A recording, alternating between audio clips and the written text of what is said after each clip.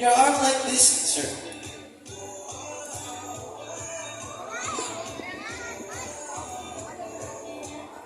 So do you have any idea what will happen next? So let's go. Don't move. Don't move or swing your arms, sir. Okay? Now let's call in our money bird blue.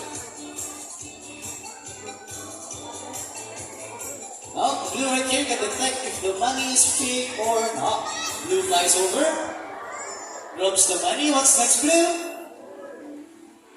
Blue flies over the table, and guess what, sir? Blue wants to donate your money. So is it okay, sir, that blue donates your money? It's okay lang naman, sir. How about second round, sir? 500 na sir. Para sa mga birds naman, sir. It's okay, it's all part of the show. We'll return your money, but Blue wants to have a photo with you, okay? Now stand right here and follow our trainer's instructions.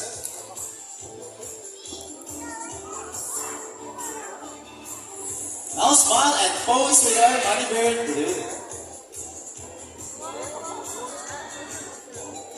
Here's your money back, sir.